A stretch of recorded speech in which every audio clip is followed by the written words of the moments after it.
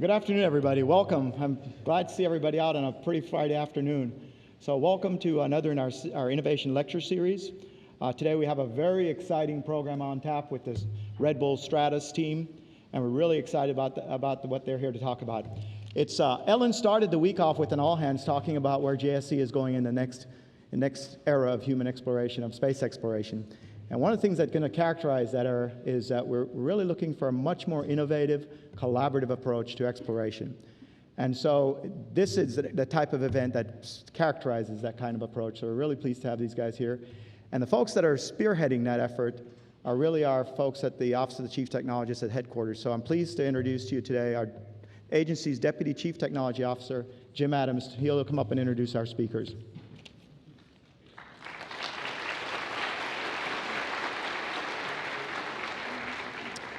Well, thanks, Douglas.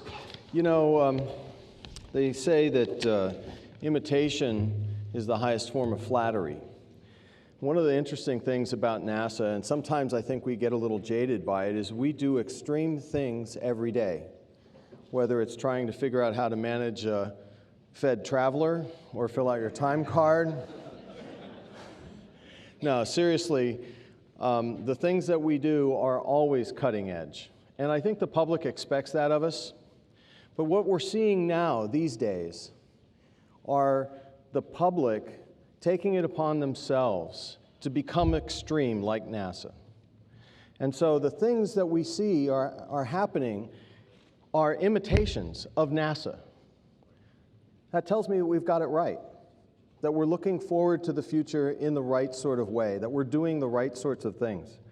And one of the really cool things that happened that you all know about was the Baumgartner Jump from, they say, the edge of space. It was like 24 miles, but it was still extreme. And I'm sure they'll tell us that I think it's like 880 miles an hour was the top speed this fellow made. I think that that is a high form of flattery to NASA, and at the same time, we should applaud the work that they did in order to get there in a way that NASA probably wouldn't have. And so I think as we work together, we can learn things from both them and they can learn from us. And that, I think, is a spirit of collaboration that will take us into the next space age. And JSC is well suited to be right at the forefront of that. So with that, I think what I would do is introduce our two speakers. Why don't they both come up here? We have Dr. Andy Walsh and Art Thompson. I'll read their bios for you, and then we'll just turn the whole time over to them. There'll be a period of Q&A afterwards, and then I think Douglas is going to come back and wrap up.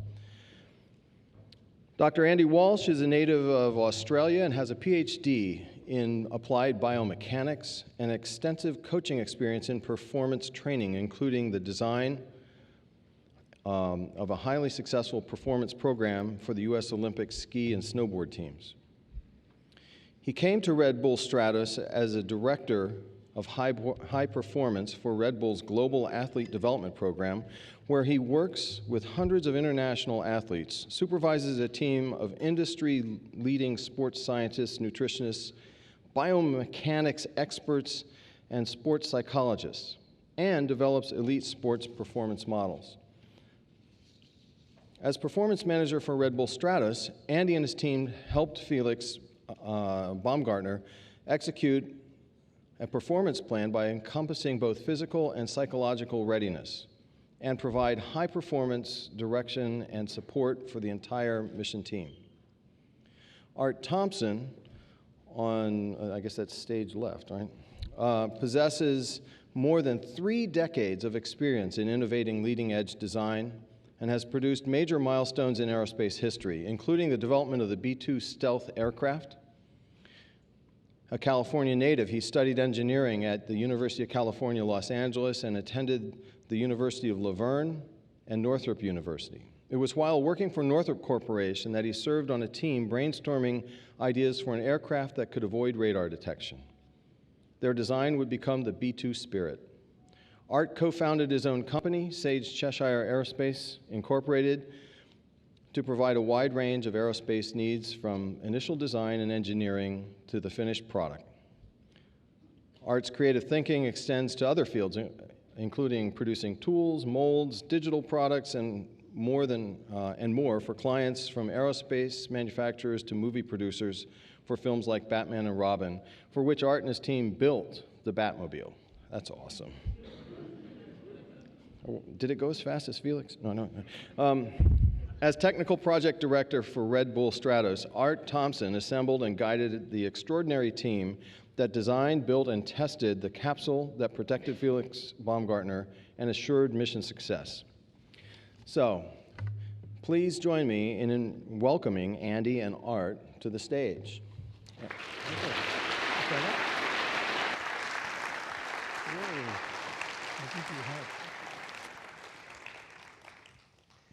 Well, thank you very much. I must echo Jim's comments there. At Red Bull, we consider ourselves fairly good at the extreme in the action sports world, but to speak to you guys who do push the limits of the human and performance realm every day in your business, it's a distinguished pleasure and honor to be here today and speak in front of you. And also, on behalf of myself and Art, I just want to preface the whole thing by saying, as with you guys, our project was the culmination of a magnificent team of individuals, 200 plus on site, and then globally several thousand people who activated the program after it was successful. And just want to recognize their contribution here today, as well as sort of give you the nod that we're just representing them, and it's a pleasure to do that as well. So the program today, for us, we sort of toyed around with a couple of ideas, and what we wanted to start with was, I think, speak a little bit about the high-performance platform that Red Bull has in place. I think that speaks to the culture of our organisation and how our job in trying to manage excellence, how we try and structure systems and processes to get the very best out of people, how that lended itself perfectly to what Art and under his direction the Stratos program was trying to achieve. So forgive me, the engineers in the room. I'm not going to be very technical. Art will take care of that part. But I wanted to speak a little bit more about the framework, the processes, the platforms we use to set the whole thing up, and maybe give you an insight into our world. So with that, I thought I'd kick it off very quickly with a short video. It's a bit of an internal highlight reel, but it just gives you a sense of the sort of breadth of activities that we're engaged in. Maybe? Houston, we have a problem. I was dying to say that.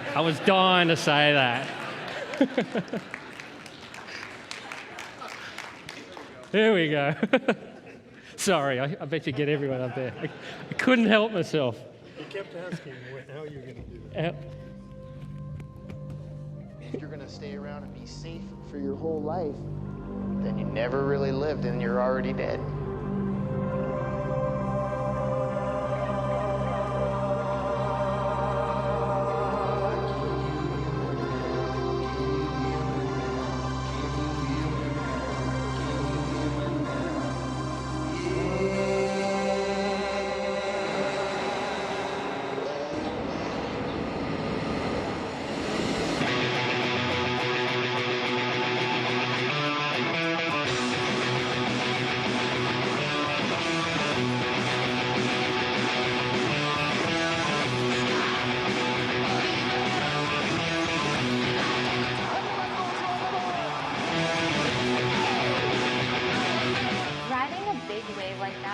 Pretty indescribable feeling.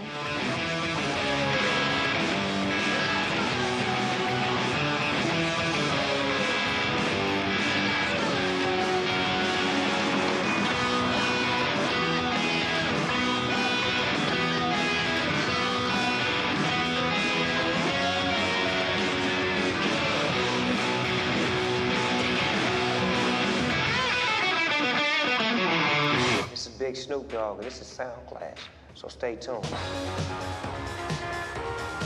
Red Bull, they've been trying to push boundaries musically. The MC in me wants to see, like, who's gonna be the sickest individual.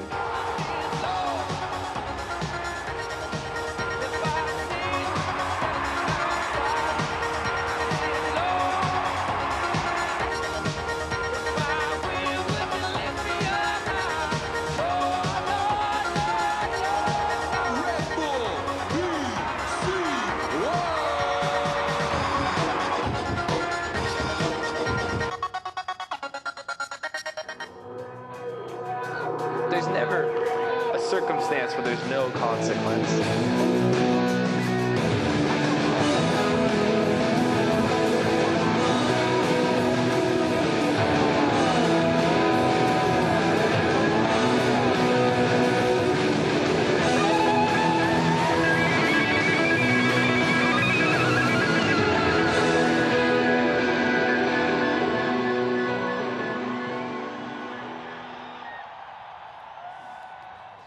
Fun stuff, huh? And a big part of what we do is all about having fun. So what you've got to consider too is the fact that in my role as sort of managing the talent in the organisation is I've never before been in amongst a group of individuals with such an ability to push beyond what is expected to be the norm, to push their own limits, to defy what we want every day to see in the normal population, and how they go along and push to see and break records, do amazing things, and really set the tone for the rest of us. And interestingly enough, we have about 600 athletes in our athlete portfolio and about 185 different sports, all who are world class. We have an amazing culture program, dancers, artists, musicians, designers, numbering the hundreds to almost 1,000. And from all those groups and from all those individuals, what we've been struggling to understand is how they do what they do.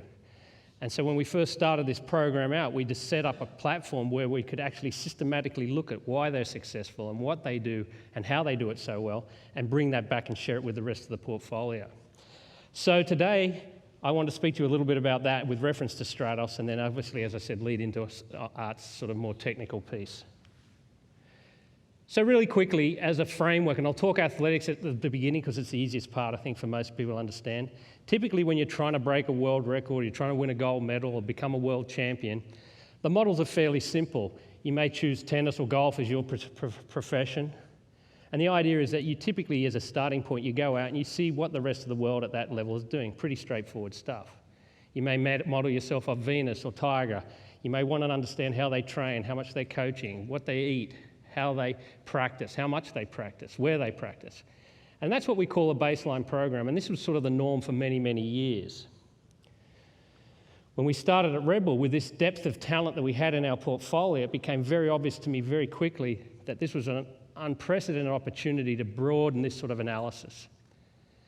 So rather than just framing up excellence based on models in a chosen field or even related fields, we just started to frame up our models of excellence based on best in class across any behavior or chosen skill set.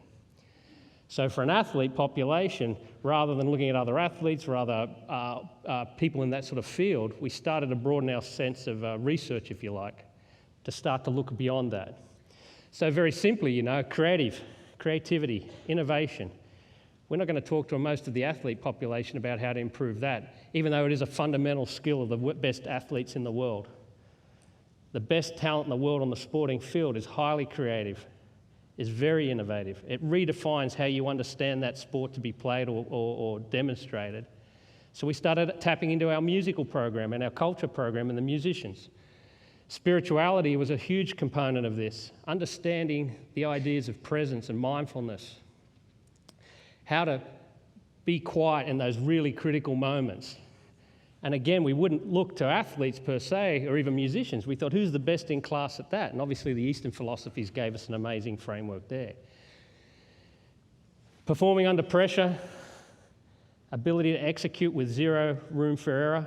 We have an amazing relationships with the Department of Defense and some of the Special Forces groups who access their talent. They access our talent, we access theirs. And then the explorers, as you guys are obviously experts in, they became a fundamental theme for us as well. Understanding how those people who go beyond what is expected, those people who see things that other people don't see and then have the courage to back that thought with action and try and understand that together and bring it all in. Is this making sense? So that's how our models are framed up now, and that's what we're continually trying to expand and continually adding data to. Some is very highly quantitative, some is very qualitative, and you'll see a bit today of both. So a model, let me go back, sorry. A model might look something like this for any given performance, and this is again focused conceptually on athletics. But we would break out a model for any given chosen craft or activity or any team or whatever it is we're trying to excel in, and we basically say, what's the subset of skills? In golf, we may say, okay, we want you to putt like Tiger. But from a physical component, we say, you know, we want you to have the physical stamina and capacity of an 800-meter runner. We may want you to have the psychology of the Dalai Lama, the presence and state of mind. And so we started to build these models, and very quickly what it showed us was it was a really powerful tool for two reasons. One, these models of hypothetically world-class athletes and people that we were generating that don't exist were future-proof. They set a goal. We created the sort of fantasy golfer, if you like. No one with that capacities in all domains existed. So no matter who we benchmarked against it, they had an ability to strive to become that person. So it future-proofed our models. And the other thing it obviously set us up for was the idea of the interaction and communication between all the parties and how to balance the integration of all these different training and components such that we got excellence in the field of play. Obviously our models, and I'll rip through this pretty quickly, depending on the sport or the activity, the model may get very specific and very quantitative. If we're trying to break a 2-hour marathon, for example, we're going to look at biochemistry and genetic level sort of analysis. Our models, obviously, and again, these are very conceptual. Our models, got back one.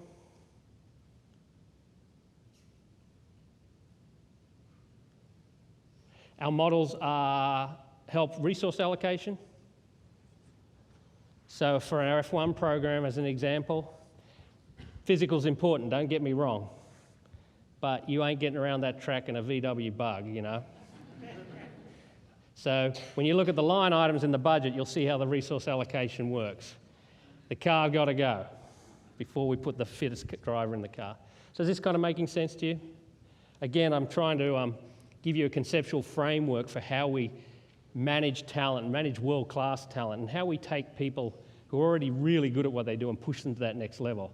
This isn't about being top 10 in the world. This is moving from third in the world to number 1 in the world. And this kind of analysis and kind of rigor is required because you can't leave many stones unturned, as you guys would all be fully aware when you're really trying to push that sort of top level. So in a process sort of framework, we create this model, this unbelievably inspiring model of what it's like to be world-class in this particular field, whatever it is. We then obviously benchmark against that. We do something, and that's something I think we're really good at. We do something quick. We just want to go and try something. If it doesn't work, we stop and try something else. And then we reevaluate. But fundamentally, it comes down to understanding the people we're working with at a really unique and almost soulful level. Trying to know who they are, trying to get them to understand who they are, trying to develop programs that support their dreams, challenge their weaknesses, and really give them the opportunity to become what their potential is. So, as I said, the model may look like that for a very hypothetical, very inspirational person. We would benchmark you against that, and then obviously that starts to build your plan. So, we'll start to get into it. So if we talk about it, and as we've done this research and as we've looked around, we try to keep things very, very simple. So in skill development, we break it down really into 5 basic areas. If we can get these things right, we can get people to do anything. Do you agree? Obviously, most of the crew turn up are motivated, so that's usually not an issue for us. But it can become later in the career. We obviously want to give them opportunity to practice. We want to give them a chance to progress and progress aggressively. Feedback is critical. Failure is absolutely paramount to excelling at the best, to become the best in the world. Does that make sense? So as an example, I thought I'd throw in a little bit non-Stratos stuff. I'll show you a quick clip of someone whose whole program was based on this, and then we'll talk about how Stratos related. This is a program we set up about 5 years ago.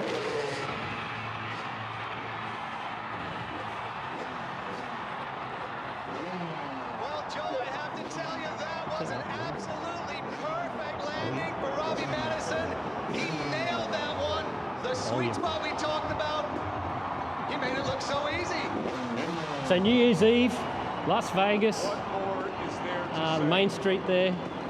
He's got to execute on cue on New Year's Eve. Naturally broadcast, so there's no room for error in terms of timing or delay. As if 10 stories skyrocketing into the air isn't enough. Robbie was leaning out and he was looking down. And the weight of that motorcycle alone would terrify a normal human being. But Robbie's so confident as he goes to the edge of that 100-foot drop. Right now he's trying to find third gear. Because as funny as it sounds, if you come off in second, the rear wheel will lock off, you crash. If you come up in fourth, you have no control. So he's sitting up there trying to figure out which gear he's in. Okay. He did it! Hotter than anybody has ever gone before, and successfully returns! No, the volume of that. That's good. So, how did we get him there? Well, progression, repetition, feedback, ability to fail, all those cool things.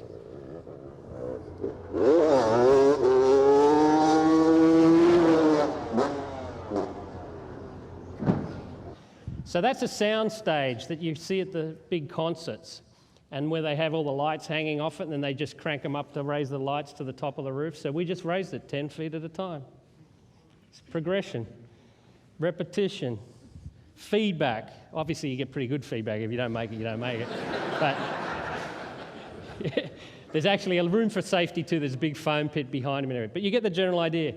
So Stratos. You saw the capsule there, and then this is some of the images. And the image of the capsule had up there was, you call it situational awareness, we call it feedback, whatever works.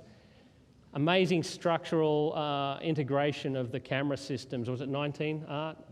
19 high-definition cameras on that platform, telling us everything that Felix needed to know about his situation, allowing us to have good awareness of the space, and obviously providing feedback. Of course, we were really concerned about this from the whole marketing perspective, but obviously the throwback for us was this is never before seen images, and people over and over again commented that when they were watching that it felt like they were right there. We've got more feedback about the ability of people to share in the experience and how magic that was than pretty much anything else. So it applied across the board. And then obviously failure. Second man flight where the capsule came in a little hot and busted up, and then the failed balloon launch on the last man balloon flight. Again, a huge part of our program was pushing, failing, reassessing, pushing, failing, reassessing. Nothing new to you guys. But I do know, even in our organisation, who has a high tolerance for risk, that eventually the leadership started getting a little bored of that. They were like, hey, come on, when is this thing going to actually happen? And so it was an active part of, especially of our program, to continually reinforce and talk about risk and how we manage it and how we do it. And I'll speak to a little bit more about that at the end. Nutrition. Our nutrition program actually very sophisticated, and these are just some examples. Actually, they didn't come up real well, but we do a fairly sophisticated set of blood paneling across all the athletes, and now all the musicians and artists, looking for parallels, looking for similarities amongst high achievers. Also, specifically for each athlete, trying to understand where the opportunity lies to get that extra little bit out of them. And this program, I think the origins was actually developed at NASA, as I understand, years ago. Now it's turned into a fairly common part of our program. Every athlete goes through it. This is Felix's numbers here, and we made small, subtle changes to his diet as a part of his training regime, and the results spoke for themselves. He improved dramatically as a course of it. So again, the best part about this is we have so many world-class athletes and musicians and talent that we're starting to create a fantastic database of things that seem to be similar amongst these groups and not so similar. Most of the stuff we're seeing is most of the diets are really bad. So small little movements to make it and recorrect are really proving off and paying high dividends. And I see in the future very quickly the point where we shift beyond just resetting and recorrecting and rebalancing the diets to some of these new organic compounds and derivatives that are coming out to actually accentuate some of the characteristics we're looking for elite performers. Here's some old slides, and I just threw these up because, again, speaking from the reference of the global performance program and how we funneled that into the Stratos platform. Years and years of research into blood and training and cardiovascular strength training and numbers out the back, I tell you. The guys who take care of all this stuff are fantastic at pulling all this together. So it was that sort of platform and that sort of ability that we managed and brought to the program, which then allowed us to have a very simple framework to get Felix in the best shape of his life. And there it is. Guys, again, you'll be very familiar with some of this. It's a basic framework by which we actually push physical excellence in the program. I won't get into the details here, but you know that's a standard sort of threshold-based cardiovascular challenge test that gives us lactate at certain workloads, which allows us to form training loads and heart rates, et cetera, very standard stuff. We cross-reference his data as a stationary or in a controlled environment with the data we were collecting from the manned balloon flight. So you've got 1, 2, and 3, Felix's data, and you can see the heart rates and respiratory rate and that sort of information there. That was added back into all that portfolio of data that we have on all the other athletes in the program, and then obviously we then built his plan, and then at the final stages just doing some specific work to obviously help him move in the suit. And the wonderful thing about those programs, they're so simple, they're so effective, and they bang, bang, bang. Because again, we're not trying to make him a marathon runner. We're shooting for that target in terms of vision, but using those techniques that world-class Olympians may use takes a normal person, they get fit very, very quickly and very efficiently. It's all about time.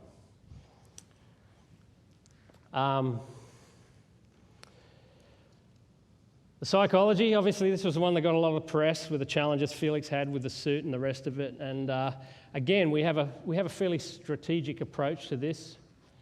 Overall, again, pooling the psychological research and investigations we can from all our talent to try and define those characteristics that separate the world-class abilities. Our basic program in the psychology framework has the nutrition piece, which you saw some slides from before, the mind, which is more the behavioral assessment and awareness and training that we do, and then the brain, which is the mechanics, the wiring. So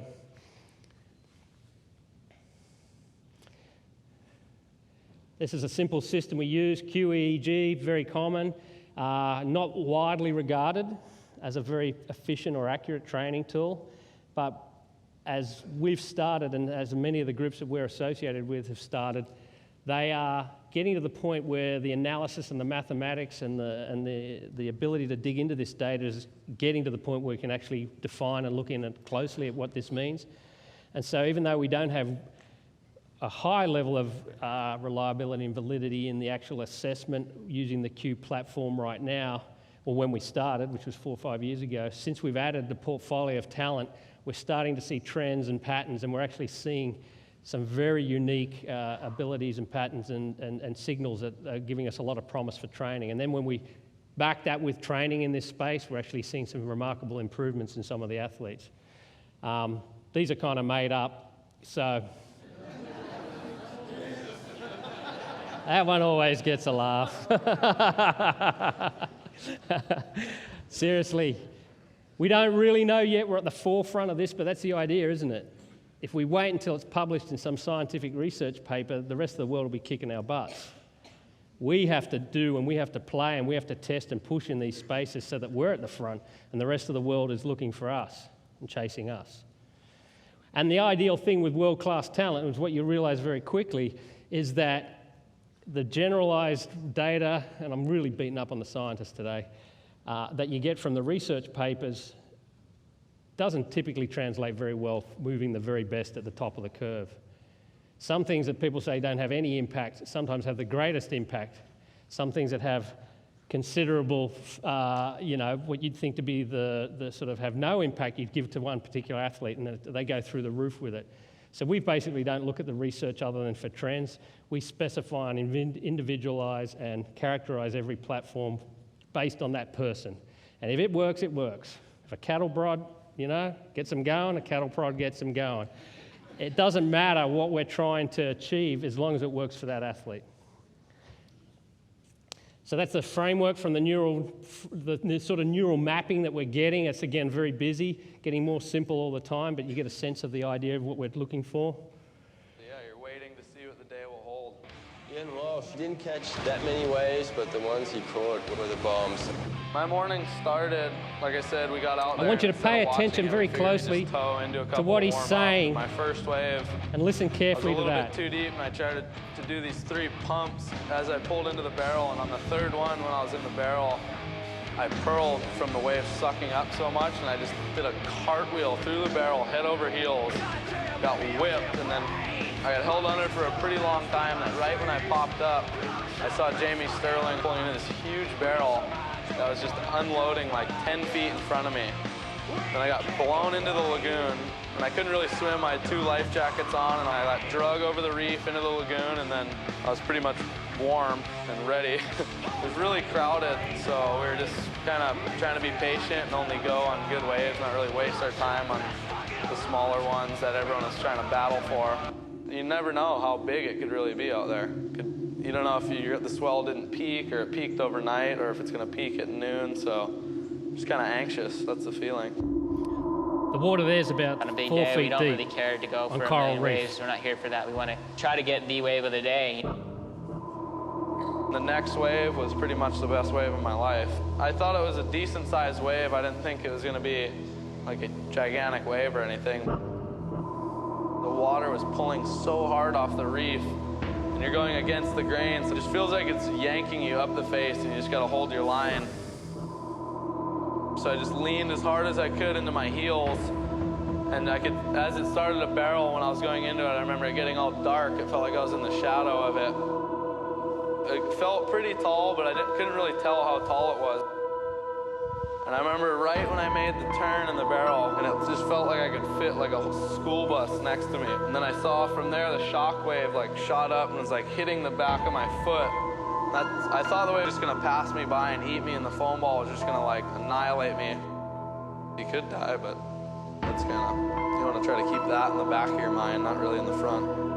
You're just stoked you made it, and you're that close to falling. And those are always the best waves of your life when you think you're not gonna make it. You're like, oh, I'm too deep, I'm too deep, I'm too deep. And then you take a different line and the foam ball hits you and shoves you out. And that surprise is what makes it the best wave of your life. I was happy. 10 years ago, people would have saw a photo of that wave, thought, no way, that's even rideable. So again, the theme and learning from all the best in class we have. I mean, surfers, people write them off pretty quickly. But what about what he says and what his approach there do you think demonstrates world class? He can recount everything in exact detail. So the sense that you know straight away is he was very present at that time. He remembers my heels were back, my toes were forward. He knows exactly what's going on. He's not like, oh hell, I'm going to die. He's in the moment. He got wiped out on that reef, which is probably one of the deadliest places in the world to surf. And what did he do? Hey, I'm warm. I'm ready to go. On a world stage, he failed in front of everybody. But these guys and girls are so used to failure and picking themselves up when they fall over, that's just normal. Yeah, get back out there, have another go. So you'll be learning a lot all the time. And these are untapped potential in some of these athletes and groups and populations that have never been looked at in the way we're looking at them. It's just it's a privilege to be involved with them every day. Based on that, though, we obviously know that we're seeing the same old things come back around for about the 50 or 60 years. Any shrinks in the room? Yeah, this is like, I think, from the early BC years, I think this diagram's been run around. But it's reinforced over and over again. And a big part of Felix's program and a big part of helping him understand how to push beyond when he was being faced with his challenges was just the education. Everybody at a certain point and a certain activity is going to get to a point of arousal where their behavior and their performance starts to deteriorate. You'd all agree, correct? So, this is a normal phenomenon. This is the conversation we're having with Felix. This is what's going to happen. And our athletes and all these populations, as soon as they understand it, okay, it becomes more real for them. It's not this bogeyman in the back of their head sort of freaking them out. And so we spent a lot of time talking about how to use these tools and how to educate them so that they understood as well as we did what was going on with their bodies. I talked earlier about risk. The idea that perceived risk is high, actual risk is low. That doesn't get you anywhere, you know. It's a good training tool maybe, but you know, the idea of public speaking, the real risk is really quite low from a personal physical perspective. But the perception can be very high. That's why people get bent out of shape standing in front of crowds. On the other side of the coin, when it's high and you don't perceive it to be high, we start to kill people. It's dangerous. So just having these conversations about, okay, where do we want to be? We want to actually be right in here. We want to know the balance and the actual, but then as we do, we want to push out and beyond, because this is where the magic happens. The more you can understand the risk and the more your acceptance and perception of the risk, the more you can mitigate it, and that's where you really start to push beyond and beyond. So a large part of our program across both the athlete portfolio and even the organisational portfolio was to understand risk, and that the failure and all these pieces that go with innovation and pushing the limits are really a natural part of it. And it's never ending. It never stopped. It's not like we have one meeting and it's all good. Keep going back to the well. Life skills and X factor. This is the area of our program which basically is our R&D. It's the area which we don't really understand. Why do certain people are able to do certain things at such a high level, and how do they do it, and why do they do it? And so what we try to do is look at life skills, X factor, and research into this space to try and pick that piece apart. And fundamentally, at the end of the day for Felix and the program, it was the area of life skills and X factor that really set him up for success. He came into the program as a base jumper, as a person who was solely responsible for their own safety and their own equipment. And typically he would go up, climb up a mountain, jump off, and there's usually one photographer there. He turned up to Stratos, and there's 200 plus world-class people running around trying to help him do his job. And he suddenly realized pretty quickly he had to rely on everyone in that room to help him do what he needed to do, and he wasn't set up for it. So the conversations with Felix, and really the fundamental process for everyone in the program as things got tough, was this represented in this plaque we had made for him, and then we put around the building. At this point in time, we'd all realized we were part of something pretty special and something amazing, and it was this conversation with Felix. It's like in 20, 30 years when you're sitting down having this, recounting this period of your life in front of your children or your grandchildren, how's that story going to be told? What are you going to say to them? And it seems trite, and people sort of go, really, is that all it was? But when we really dug with him, we spent a lot of time talking to him about it. And the rest of the community around him and the rest of the team started to think about it. And we kept reinforcing that this was not going to happen again for any of us. Not like this, not right now. And how we behaved now, how we conducted ourselves, how we presented ourselves, how we supported each other. This was all the conversations that we wanted to be having a positive light moving down the track. And I think as we look back, both Art and I, we think about all the wonderful people and the amazing journey it was, that the stories we're now telling back, even this close to the event itself, already reflect on a lot of the work we did in this space. And so basically, to wrap things up, I wanted to leave you with this kind of, go back one, sorry. Well, back two. Too quick on the draw. When we first started in this program, and even when I first came to the Rebel portfolio out of professional sports, Olympic sports, some military organisations, businesses, working with people in those realms, everyone's talking about 1% more and 2% more. What I realised was that at a certain point in time that there's all these other people running around doing these amazing things, and we don't even know things squat about them. So it got me thinking. It was like, okay, if we think back at a certain point in time in our evolution, we're running around with sticks and rocks, and we thought we were pretty evolved. Relative to today, we think of them as monkeys running around with sticks. If you throw that in reverse and push it forward, the idea that at some point in the future we'll look back on today and it'll be, wow, there are a bunch of monkeys running around with fancy phones. That, to me, then was an epiphany in terms of scream to the opportunity of what's the potential for individuals to perform at their very best. And I think, based on what I'm seeing, based on the research that we're hearing, and based on what these projects like Stratos and that are delivering, that there's unlimited potential for us to improve in what we're doing. And the 1% to 2% is, that's out the door. And even that conversation has had a significant impact on our organisation. So with that, I'm going to finish up. I'm going to kick over to a bit of a video to kick off arts section, but thank you for your time and appreciate you sitting here on a Friday afternoon listening to us. That has moved the world. The spirit of man has always been to try to go higher, deeper, faster. I think I'm one of these guys who always wanted to be the first one on a place where no one has ever been before. I always wanted to be on top of something. We're going into the next era in space. If we can prove that you can break the speed of sound and stay alive, I think that's the benefit for future space explorations. If something goes wrong, you're all by yourself. That is really scary. This is what I'm thinking about all the time. You know, I've been working 4 years on this project. I've been waiting 52 years for somebody to beat my record.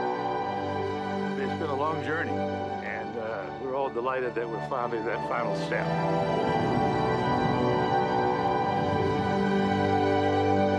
Current status of the capsule is green, instrumentation's green, and medical is green. Stand by. We're getting ready to your trip to space.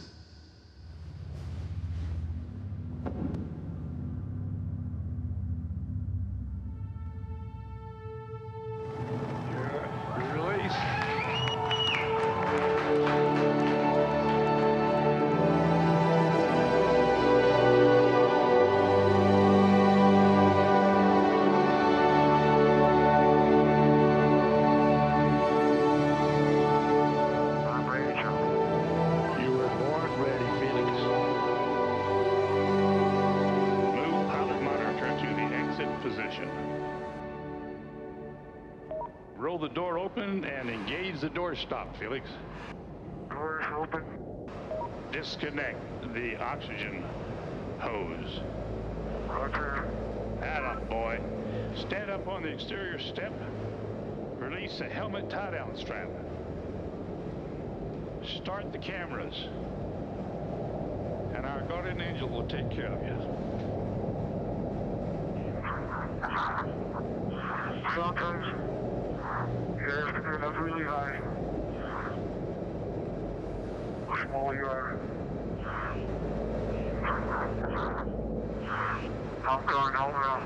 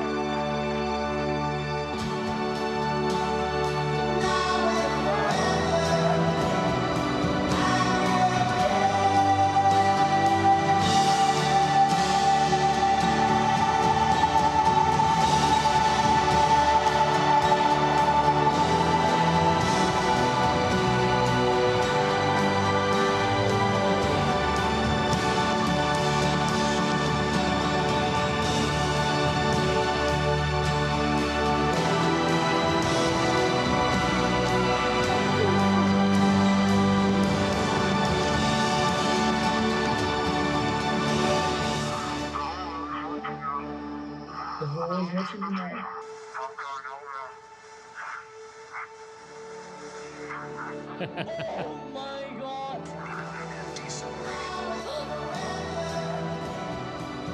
He's dead. Oh god,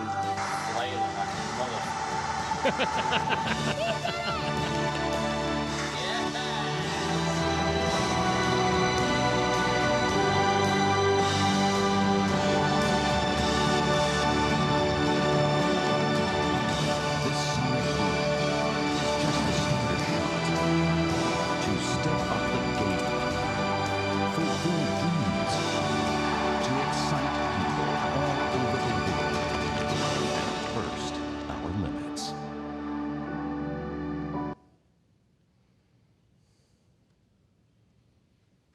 kind of interesting.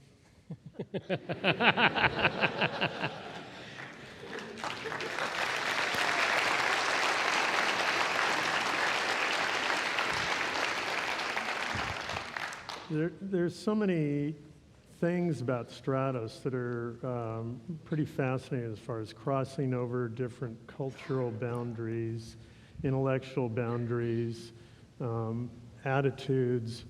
You know, Andy's part was huge in trying to control Felix and his personality. Often when you get an extreme athlete, they can also tend to become a diva of sorts. And Andy was fantastic in helping that, in helping to overcome that and get Felix back on track. His fears, handling his fears. It's like we look at it from an engineering or scientific aspect of how to reach our end goal. How do we accomplish the task at hand? And when you enter in all the soft, fuzzy parts like the athlete or the astronaut, the difference with NASA is you use astronauts that are flight test pilots, their military background, their discipline. They're taught kind of an extreme process. And so when Felix had his meltdown that was so widely talked about, he called me and said, you know, Art, well, you know, what do they do? You know, what does the Air Force do or NASA? You know, they've got to have some kind of thing they do to fix this. And I said, yeah, they get rid of you and they bring in the next guy. So, you know, in this case, instead, we did something that had really not been done, is we brought in the experts to fix the athlete, to fix the emotion, and overcome that, and that wasn't easy. So, you know, what Red Bull, you know, publicly you see that people, when they watch the BBC video, they think, oh, well, they did an altitude test at Brooks, you know, and then they stuck them in a balloon and they took them up to 24 miles up. And so having this opportunity to talk to intellectuals like yourselves and really be able to show that there's a lot more to this, that it's not the public perception of some energy drink company that ties a rope around a guy and sends him up. It was really very specific that when I first went to talk to him about it back in 2005, so for me it was a 7-year process. I brought the team together in late 2007, December 2007 is when I actually started bringing a lot of the team together. But I spent 2 years doing research and proving out and getting everybody kind of on the same track and getting Red Bull, who is into extreme sports athletes, and Andy's brilliance in managing these guys, to understand that it couldn't be an event, it couldn't be a stunt, it had to be a flight test program. And that was the task we took on through the next 5 years, 7 for me, was to have them understand that it had to be a flight test program. There was a lot of resistance, cultural, personalities, budgetary issues, you know, Austrians and Germans love to be very controlling and manipulative on what they do sometimes. I think a few of you probably have experienced that. And so from that, it's overcoming them to understand the program that we're trying to put in place, and it has to be a flight test program. The only way I'm going to bring the friends of mine and the brilliance of the people who were part of this team, who I had worked with for so many years, was to get them to understand that it was a flight test program. We're the first private company in 40-some years to be able to buy spacesuits.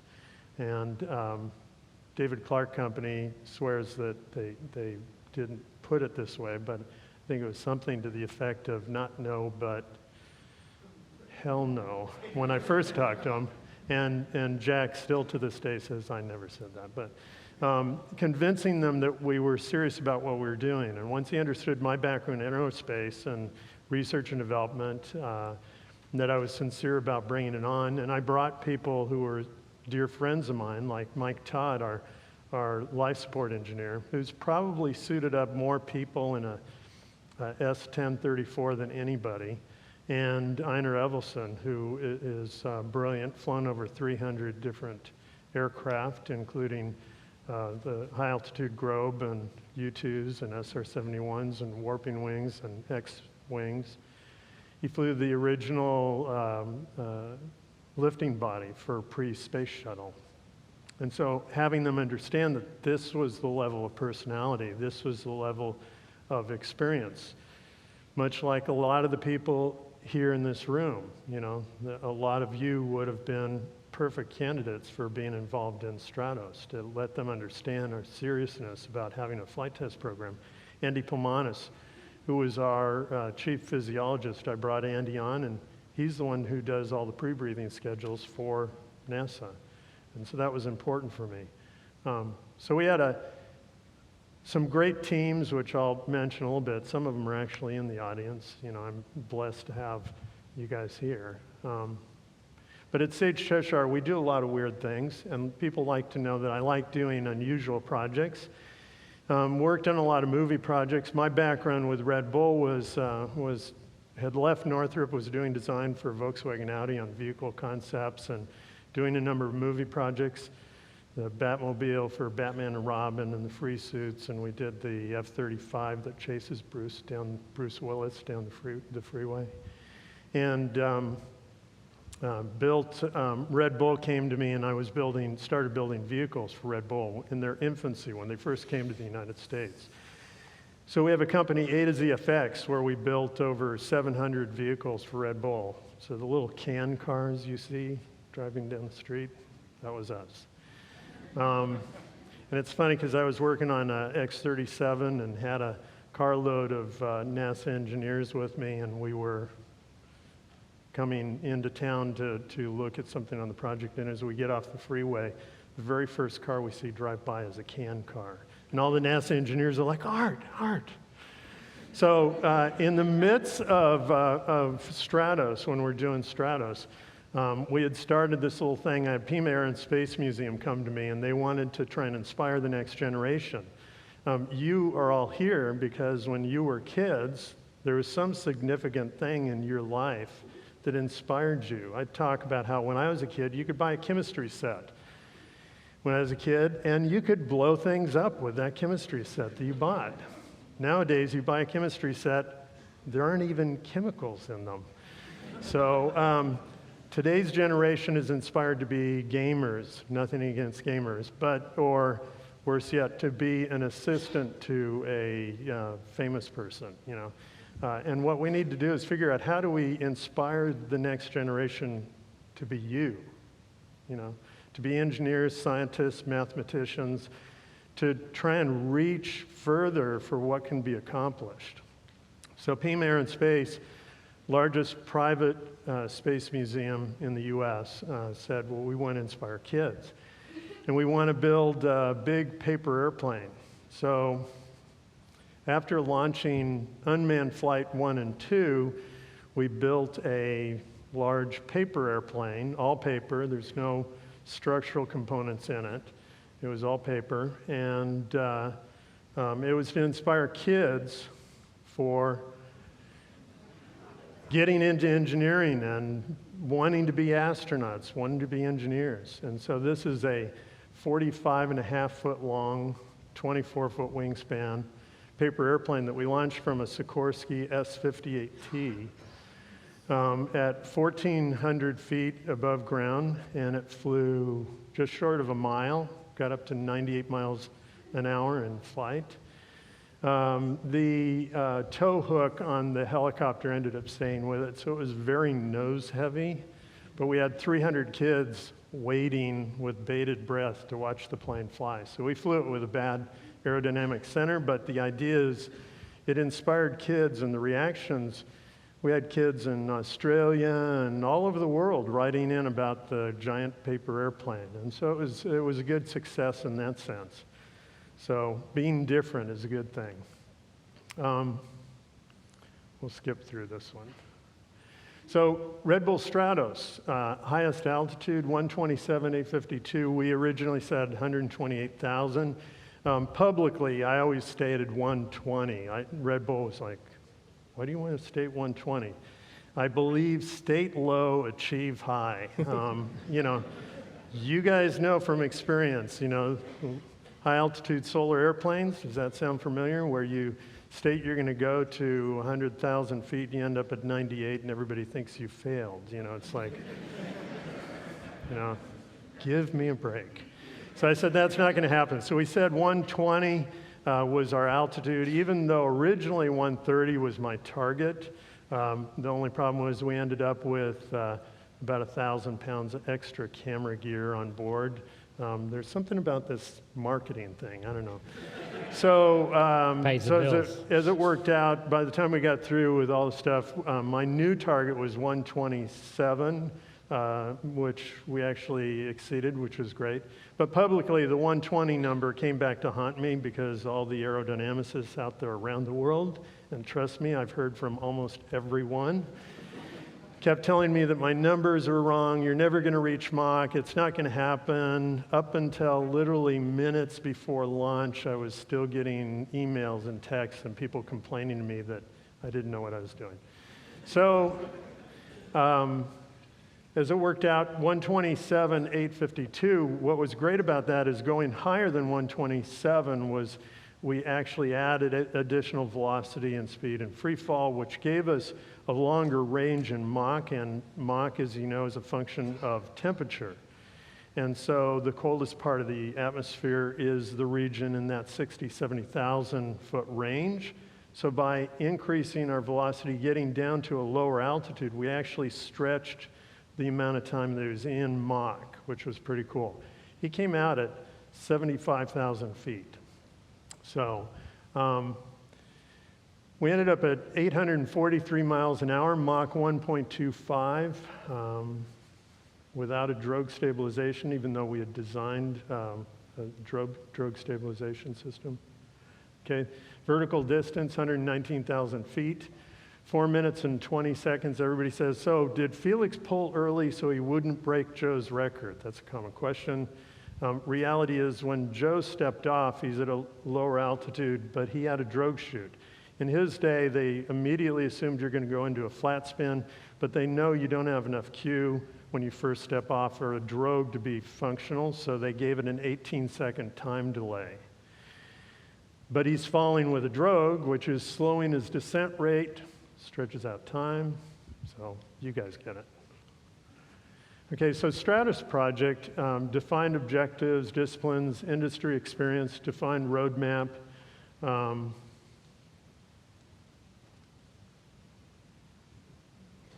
You can say it too. Challenges, near space, this should say near space environment. I mean, I'm talking to NASA, you can't say space environment. So near space environment, we always try and correct that. I didn't catch that one.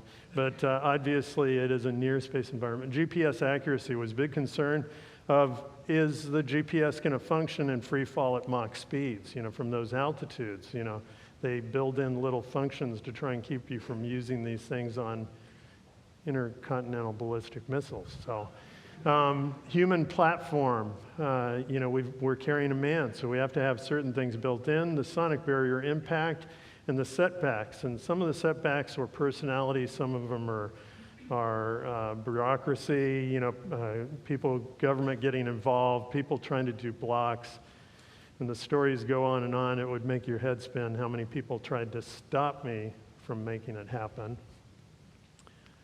So at Sage Cheshire, we were the prime contractor. We did pretty much everything on the program as far as getting all the systems built for the capsule, for the chest pack design, integration of all the systems on board.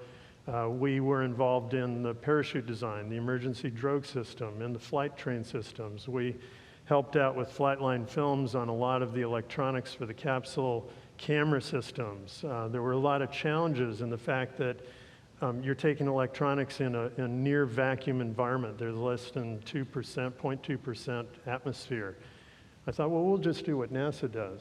And then I realized, oh, wait, you never actually open up the space shuttle to a vacuum condition. So in our case, we had to develop a solid-state circuit breaker as first of its type that we could actually activate from the ground or from inside of the capsule, where it's measuring the voltage load across the circuit instead of doing it thermally, which was a challenge. Unfortunately, we didn't patent that idea. Okay, so use of a pressurized capsule. We didn't want to have full exposure to Felix. Joe, you really got to hand it to Joe. When you think about, here's a man that went to 102,800 feet. Nobody had ever been that high. The president wanted to know, pre-space, pre-Apollo, pre-Gemini, can man survive at that altitude? So Joe, in the Air Force, gets in an open basket with a pressure suit with duct tape wrapped around his gloves and legs. So he's got this snowsuit over it, and went to 102,800 feet and steps off. It's like nobody's done that. Felix at least can say, well, he did it, so, you know. And he was full exposure, open basket. So he's going through all the thermal exposure. You're looking at, you know, minus 70 degrees Fahrenheit for 2.5 hours in a pressure suit in an open basket. They had their electronic system were batteries, lead acid batteries. Think about this, you're going lead acid batteries above 60,000 feet with little parachutes and a little note attached, if found, you know, $25 reward. Joe said they never got any of those back. So by using a pressurized capsule now, which was, I was insistent on, by using a pressurized capsule, you're reducing, almost eliminating, not completely, the risk of decompression sickness, DCS, because his flight in that pressure capsule, we flew him at 16,000 foot equivalent. It was a pressure vessel at 8 psi. So the entire flight was at 16,000 feet. So his exposure is right at the end. When he decompresses, now he goes ambient to near vacuum condition, and his exposure levels now are reduced down to less than 10 minutes at 128,000 feet. So it's all in the design. Door opening that allows an easy function. It was kind of in my brain of just saying, okay, pressure vessel, natural shape is a bubble, it's a sphere, right? That's what it wants to go to structurally. You got to get a guy with an inflated suit out of a hole. 4 feet might work. So we took a piece of plastic, and I got Einer, and we got a pressure suit, got a hold of a pressure suit, and got Einer inflated, and we stepped him out of a 4-foot hole on an office chair. Said, okay, you can get out of a 4-foot hole. So we said, okay, capsule size, 6-foot diameter, 4-foot diameter opening. So I designed a what's called the hingeless door system. Some of you have seen it. That operates merely on a track. The pressure holds it in place. When you're at altitude, you got 10,000 pounds holding the door shut. What do you need a hinge for? It's just extra weight. Life support redundancy. We had 10 to 12 hours of liquid oxygen on board. So even though the flight's only max 3, we want to make sure that if we have a failure of systems, we're backed up. We had emergency oxygen bottles, redundancy in everything we had. We had cutoffs for the dual bailout bottles, dual communication in flight. We were able to talk to them not only in the chest pack, which I'll get into later, but also on the radios on the capsule. We had dual radios so that if one failed, he could switch over to the other. Electronics that will operate, I went into a little bit of the solid-state circuit breaker. And high absorption for G load, because we want to make sure that it's less than 12 Gs on landing. And if he had to come down on the recovery parachute, we wanted to make sure it was under 12 Gs. So we did extensive testing to figure out what the crush pad area would need to be, and we wanted to reuse our capsule and equipment. So as it worked out, we were down about between 6 and 8 G on landing with a 100-foot diameter drogue chute. But we also need to be able to get them down fast. And so the concern was if you have a decompression of the capsule and there's a problem with the suit at altitude and you've got to get them down, we needed to be able to cut away. So when you cut away from the balloon to the recovery parachute, there's a cable that runs from the apex of the chute up to the top of the balloon. As it cuts away, it tears a panel out, and the balloon opens up and releases all the gas. Parachute and capsule go into free fall. We put a reefing line on that parachute that chokes that 100-foot diameter parachute down to 17-foot diameter. We're able to cut down our descent rate time from an hour and a half to the ground down to about 20 minutes. So the idea is if for some reason he had some kind of decompression, we'd be able to get him back down and have Jen run in there and treat him. So the problem is the redundant system that somebody else had built, which had 3 barrel switches and 3 cutters. That system wasn't redundant. As it worked out on Man Flight 2, fortunately Felix exited out because the capsule ended up coming in a full burn on a reefed parachute, and it impacted at about 38 miles an hour into the ground, which would have been, catastrophic with Felix on board. As it worked out, the 3 barrels to single circuit board, single ground, single plug. You can see where I'm going here.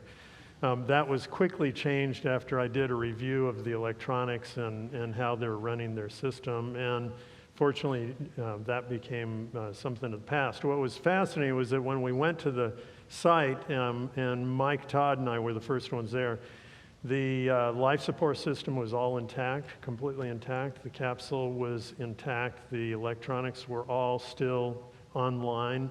The crush pad had done its job and crushed. There was some exterior damage to the capsule.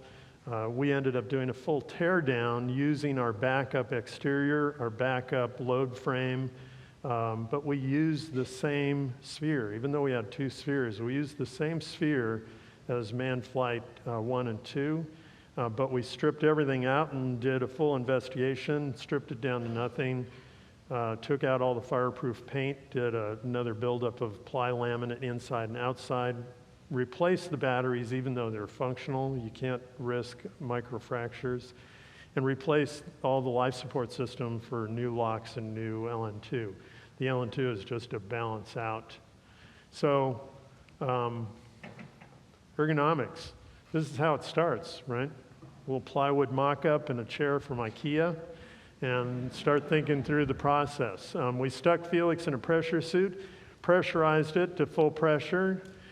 Felix thought we were trying to give him an idea of what we had in mind. What we wanted to know is, can Felix survive in a pressure suit without freaking out on us? So we left him there for about 10, 15 minutes, and Mike and I walked away, and I asked Mike, I'm like, so Mike, what are we doing here? And he said, we're testing Felix. I want to see if he can handle a pressure suit, because a lot of people can't. They freak out. And after about 15 minutes, Mike says, this may just work. So we went over and let him out of the suit. But a big part of it is being part of the program and participating. So the inside of the capsule here, there are 87 switches. This is for the camera system alone. This is for the science side. These are all hooked up to the circuit breakers, the solid-state circuit breakers. They're alphanumeric, so Felix can memorize where everything is. So we would drill him on what all those switches are, and he memorized all 87 switches. So we could say, Felix, recycle F7 or G3, and he would know exactly what it was. What is that switch? And he'd tell us what it is. There's boot and glove warmers. There's regulators over here for the 2 regulators for the oxygen, 1 for the nitrogen. Battery cutoff. There's 2 separate sets of batteries, 3 batteries for the science side and 3 batteries for the camera side, because we wanted to keep that separation. If the cameras have a problem, that's the camera problem. So as it worked out, after a 5-hour run of the capsule systems, we still would retain about 17 to 20% reserve power on the camera system, and we usually had about 50% reserve on the life support side. There's up in the upper part here, there's 2 radios. There's a master panel switch for balloon cutaway and ballasting. We wanted Felix to have the option, but we just never wanted him to use those switches. But it's important from a pilot point of view to have him feel that he's got some form of control. Instrumentation, this little tiny panel, if you looked at the lab view panel that had all the data that showed altitude and pressure inside, outside, we had, it's a simple little LED readout that we made at Sage Cheshire, and this is PO2, CO2, there's pressure, inside and outside pressure, there's temperature inside and outside, there's battery conditions for camera and science side, there's camera percentage and voltage. So you get all this data. It was sent down, telemetered down to the ground where we displayed on LabVIEW, and that was showing up on the screen that a lot of you probably saw online. There's also a screen here with a multi-switcher Flatline had so that he could look over the shoulder. There's a video camera here. Felix could look at the view down looking at the ground or up at the balloon. There's 19 different camera angles from the boom, so he could flip through and give himself full situational awareness of what was happening. He could watch the balloon as it's taking off, if he wanted to. There's a CO2 scrubber and moisture scrubber, a 30-minute emergency bottle, the LOX and LN2 converters back here for the gas, liquid to gas. There's, let me see what else we have here. There's water bottles. He was really good about keeping hydrated. And the scrubber was hooked to the vent tube on the side. You have the vent tube. We wanted to try and dump as much moisture overboard as possible. So in our right-hand pod here, you've got the flow meters for oxygen and nitrogen. You've got dual altimeters. So he's reading differential pressure from outside to inside. So when that door is shut, we have him bring it down 2,000 feet below, and he holds that to 18,000 feet. Now, he's at 18 outside, he's 16 inside, and he holds the 16,000 feet by balancing out this bleed valve. And what that bleed valve does is it just takes the vent hose from the suit, and it's venting overboard, and it's balancing out and keeping that 16,000 feet. Even though he's breathing oxygen, it's building up. This vent, if he gets it adjusted just right, it'll keep compensating for that. The advantage to this whole panel is it keeps him thinking. This is busy work, okay? You could probably make that an automatic panel, but why would you? Because we want him thinking about this rather than this, right? So it keeps him going. Then you have what we call the dump valve, the release valve for the capsule.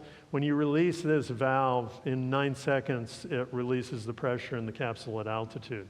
So when he was at altitude and there was a hesitation, it took him about a minute to dump this valve. I went on a private line and got back to Andy and said, he can do that in 9 seconds instead of a minute. So, but you've got to understand, you can imagine the stress, emotional stress he's going through thinking through the whole process. Same thing with like the faceplate heating. And then of course there's the door. So capsule design with a crush pad, so it's a load frame process. There are backup systems. It's a pressure sphere. Everything's in pressure. The door basically rolls in a track. It's a chromoly load frame, aluminum honeycomb floor, and this is the basket. This is where all the camera equipment lies. That's redundancy. We had backup spheres just in case. We had backup capsule systems, backup crush pads, floor pads, battery, electronics. For long lead items, you have to plan for the event of having some kind of a problem. So we made sure we had all these different modules ready to go just in case. And as it worked out, fortunately, we used the same sphere that we used on the original. And so load testing, we took the pressure capsule, we operated at 8 psi, 16,000 foot equivalent. We pressure tested to 3 times. We went to 24 psi in pressure testing both vessels.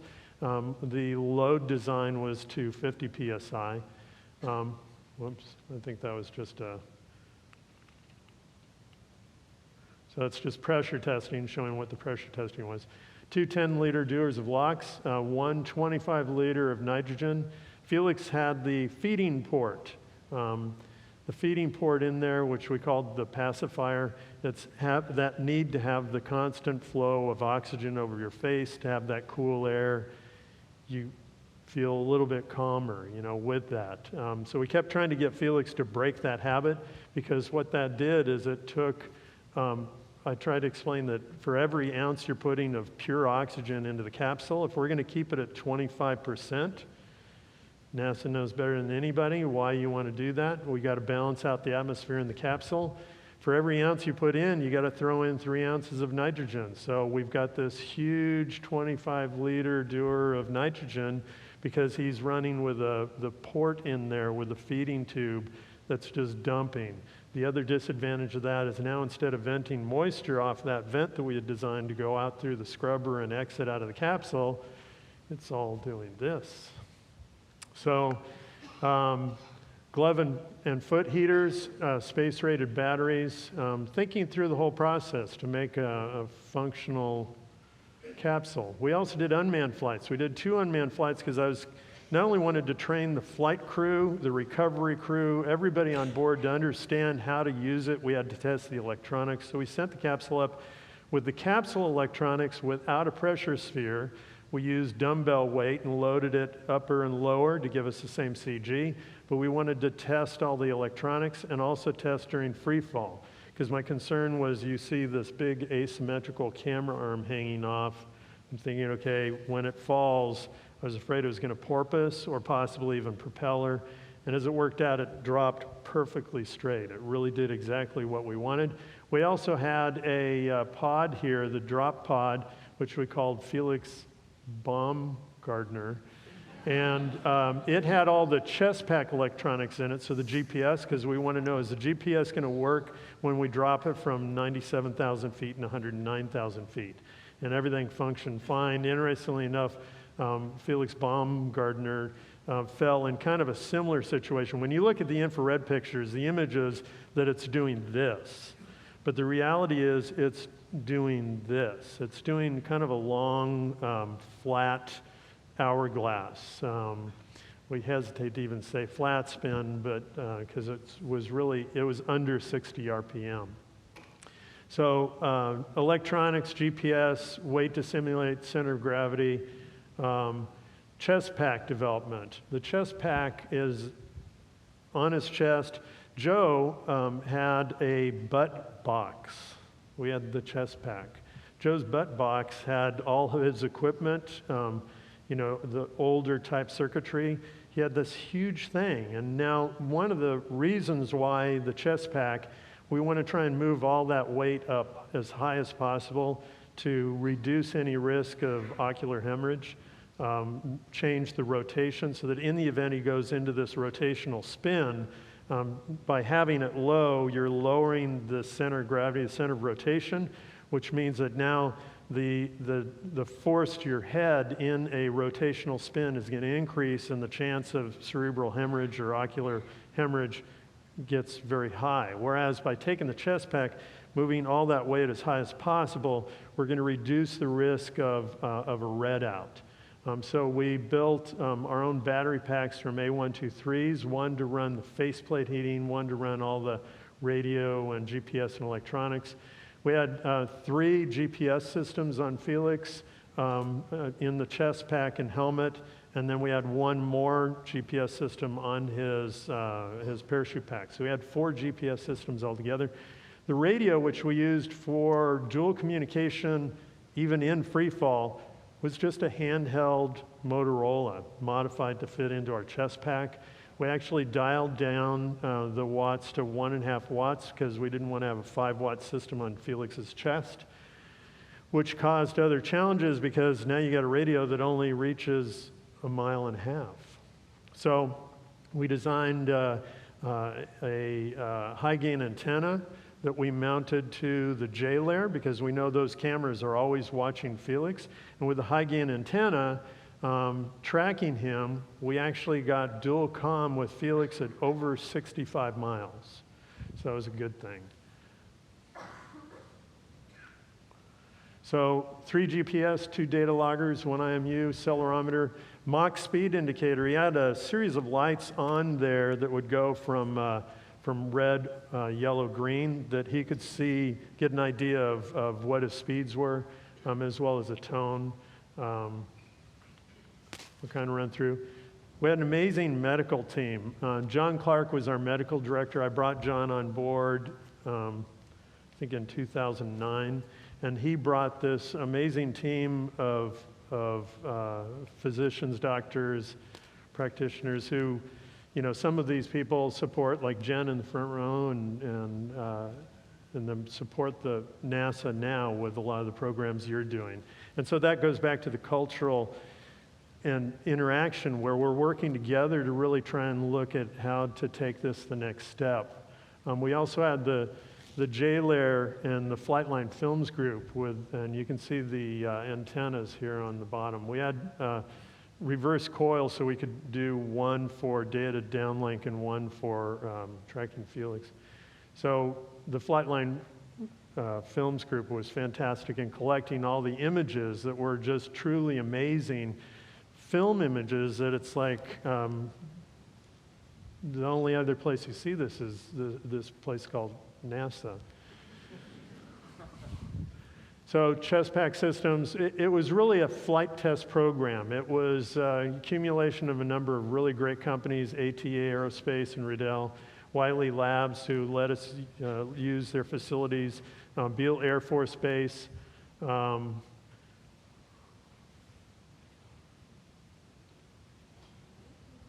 Okay. Flight test systems, the balloon itself, launching the balloon, checking the parachute, the recovery parachutes, being involved in all the different processes here. Oh, I'm sorry, that's what I'm doing wrong. I'm hitting the laser. So it's kind of an interesting idea that people don't realize. The balloon itself is 600 feet tall. The recovery parachute is 150 foot in tow, and then the capsule. So the total height is 750 feet. The Saturn V rocket, most of you probably know this already, that put Apollo on the moon is 360 feet tall. So there's a real challenge in trying to launch a 750 foot tall object with less than 3 knot winds. Parachuting systems, the G-Whiz, which measured his G in spin, it was set to 3.5 Gs for 6 seconds. If it ever stopped, it would reset. That would trigger off a Drogue release in a chute. We did exit training, because on the capsule we had this really highly scientific technical term we told them we wanted to do called the bunny hop.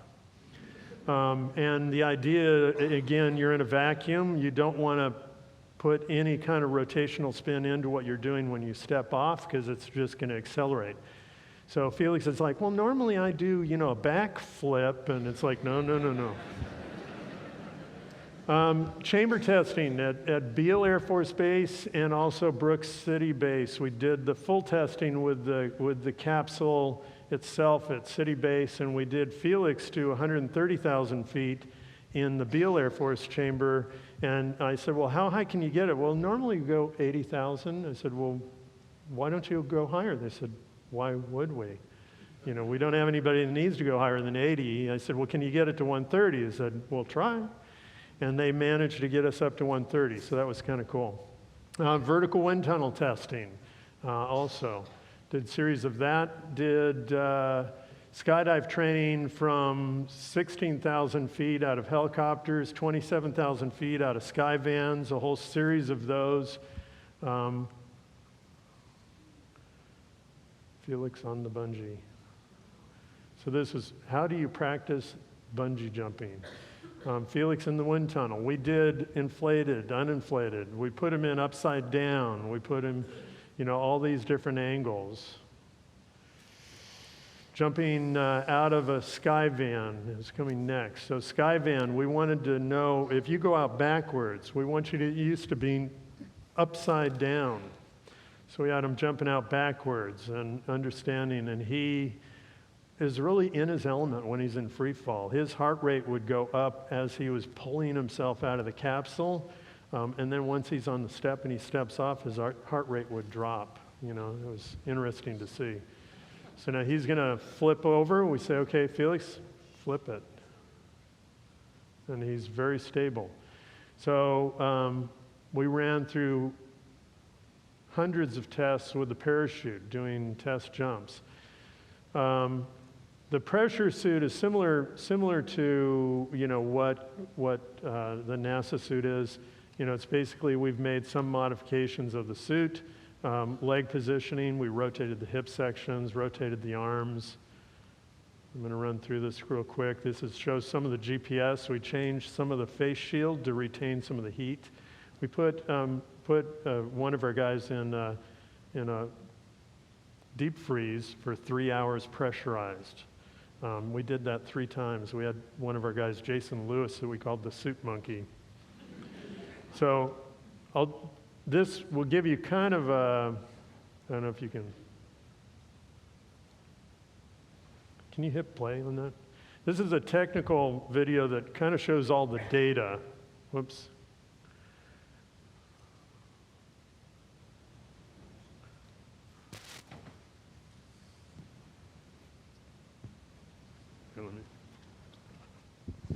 Because this is kind of this is the one that I think you really want to see, which is all the data and information. And, sorry. Yep. Okay, so there's a lot of information that you're going to see here really fast. So there's a 3D model that's going to show off the IMU. There's a G meter, there's feet, there's a Mach meter, and if you watch the altimeter, here's blood rate, respiration, and airspeed. It's going to start ramping up really quick, but you see there's no movement in the fabric because we're in a near vacuum. And you'll see the rotational. So he rotates like a turn. He's rotating clockwise. He does that 5 times clockwise. On the second turn, he is going to be Mach.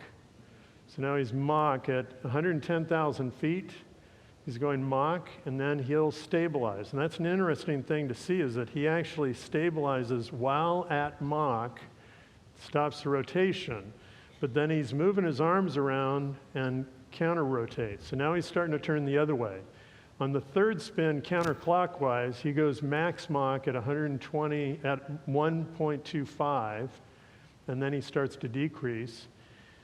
And then he starts getting out of control. He's pulling his arms in and back, and he finally pulls them in, and right at this point, he's already sub-Mach now at 75,000 feet.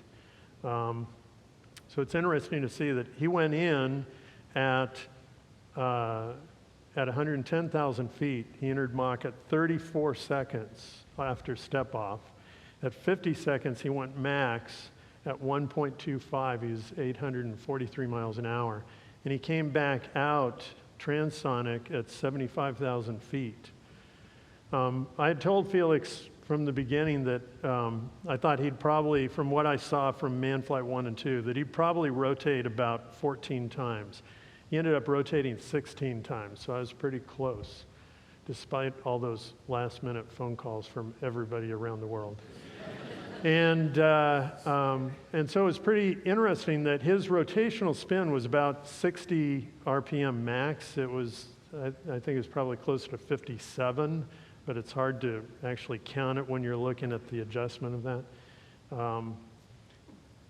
In comparison, Joe was 120 RPM.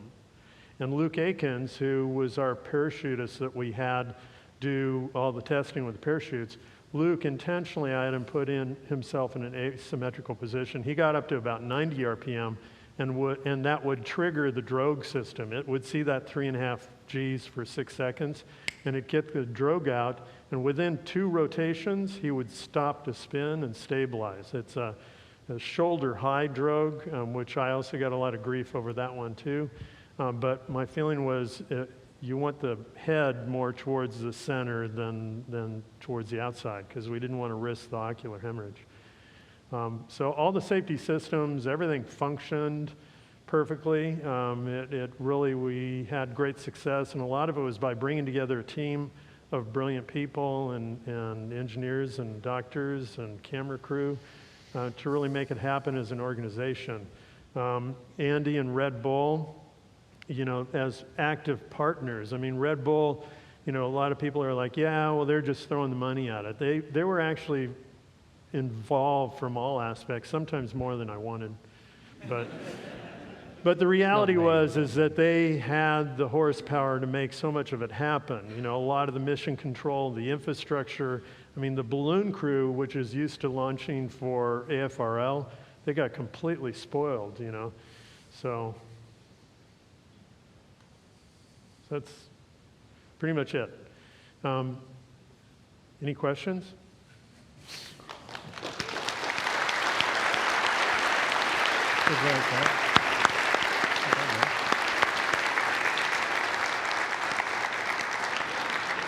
Excellent, guys. We're running a little long on time, so we'd invite anybody for a couple questions to come up to the mic and ask your questions so we can get them on. How much was your cost up front, your budget, and your cost on back end? Good question. There was a time when I wouldn't have answered that question, but since Red Bull released information on BBC and that number was 28 million, I went, what?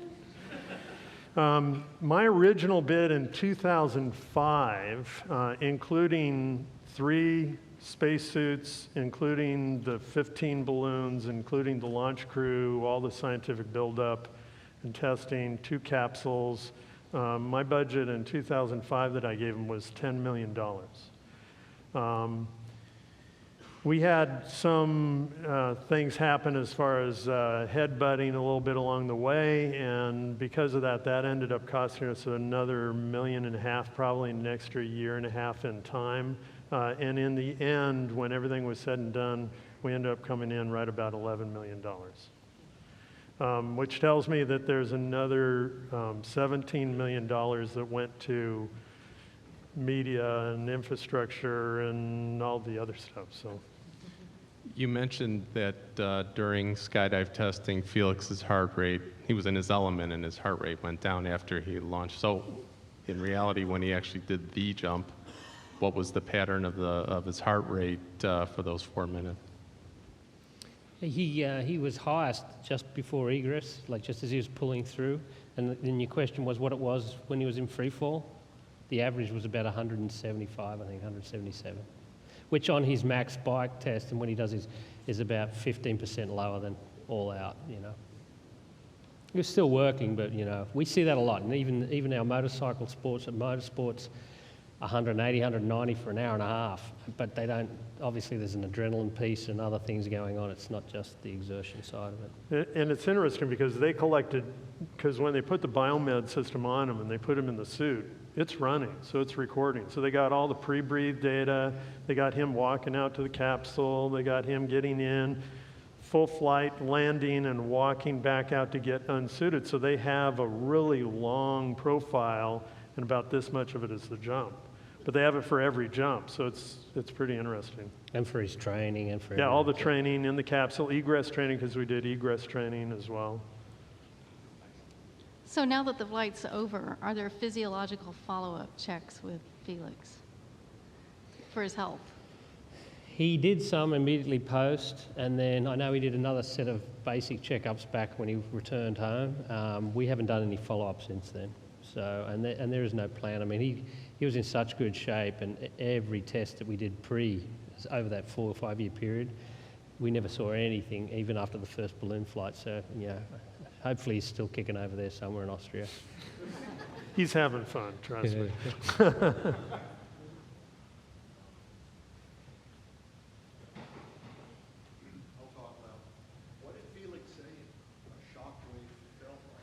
He didn't feel it at all. Didn't feel it? Didn't feel any differences, yeah. That was the interesting thing was and we've run through this video, you know, a number of times just to try and see if we notice anything. And, you know, it was, you know, he didn't feel any effects of it. He was just trying to figure out the spin situation because, you know, we told him when you first step off, you will have absolutely no control. Don't try and start doing things because it's going to change very quick. as the atmospheric pressure starts to onset, it starts coming on, your big movements to get little changes are going to start going the opposite direction. All of a sudden, you're going to start influencing. And that's what you see towards the end. When he starts getting into that flat spin, he actually is doing this, trying to stop a rotation, and it starts to get out of control. And so he says, okay, I'm going back to basics. I'm pulling in, I'm going to wait. And what he ended up doing is he throws his arms out and he goes into an arch. And as he goes into an arch, he's doing this rotational spin. As he goes into the arch, that pulls him through center, and he does this. Because what we told him is that in flight, you want to try and be a delta. You want to be on a run, because now your center of gravity, your center of rotation is going to be off your body. It's going to be out in front of you. And instead of a flat spin, you're going to start moving into more of a spiral condition. And that's kind of what you see. We'll make this the last question, and if our guests are able to stick around after, yeah, we can continue. I'm convinced on this that you had it well bounded, but for your partner there, how do you know the difference between a challenge that's pushing the envelope and a foolish stunt? That's a great question. That is a good question. You want to answer that? Yeah.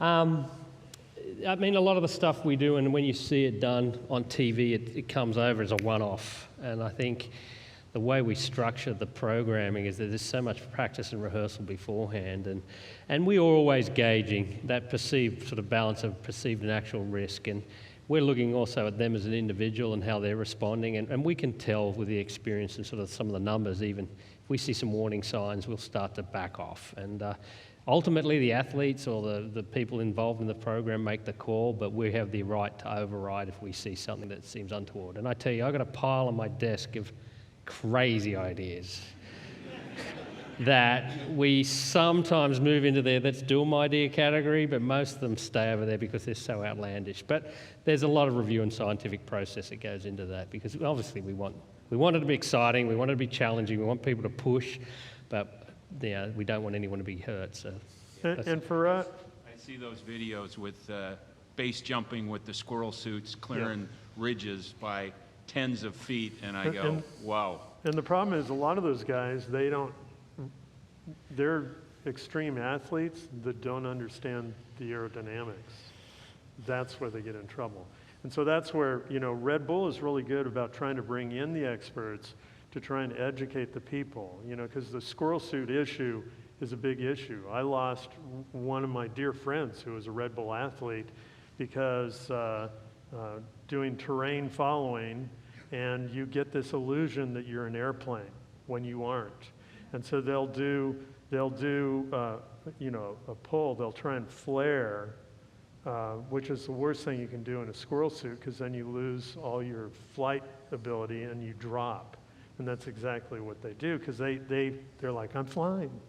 And so in that example, we're actually working on a system that feeds back to their ear, that gives them an idea of lift or flight and horizontal velocity, so that they can actually, because they don't know they're falling, as Art said, so they do make a miscalculation. But again, that's a new sport with a new bunch of athletes, and they're pushing hard, so that's where the risk is coming. Yeah, some of our goal is to try and give them tools that they can better understand what's actually happening, not what they're perceiving. Yeah. Right? It's like flying in clouds. It should be ready pretty soon if you want to have a go. Thanks, let me know. Yeah. Thank you, Andy. Thank you, Art. Thank you, guys. Thank you, everybody. Thank you very much. As I've listened, I'm thinking of, there's so many things that stuck out, and I really wanted to thank you for sharing the story, but more importantly, for sharing the story behind the story, the preparation of the human system, the mechanical system. We see all the hard work that went into this, and I think we understand how hard this is. We salute your accomplishment. We're honored to be here. Yeah, thank you very much. It's a pleasure to have you guys here, and I'm going to ask Jim to come up and join us to make a presentation. I did want to, just one thing that really stuck out to me is that one tagline you guys had of, how do you want to be remembered? And we've been talking a lot here at JSC about what the next 50 years look like. I was having lunch with Jim just the other day, and I think Jim summarized it in a nutshell, that we want folks to look back, as you said, at this period, and just as we do at our predecessors, and say, wow, look at what those guys did with their little cell phones, it's monkeys walking around, Yeah, right? yeah. Accomplish. And that's really the image that I have in mind. I think that's the challenge to all of us in the room that you help us to remember is how do we want to remember? How do we want to be remembered? How do we want to make history? And I thank you for inspiring us. Well, for us, I reflect that what Stratos really was is what NASA is about. It really is. You know, I mean, it's the inspiration of going the next step. You know, so, you know, all you guys, I mean, it's really, the NASA organization is what inspired us to think on these terms. So it's really an honor to be here. Thank you very much. So I'd like to present you with just a couple mementos. Thank you again. Thank you for your presentation. Thank you so Can we much. join us up here? Wonderful. Thank you. Jim. Thank you so much. Thank you so much. Thank you very much. Right. I think there's a photo op here. I think there's a photo op. Okay. We've done a couple of these in the last couple of years. Face this way, guys. Take a step towards me this way. Come closer. This way?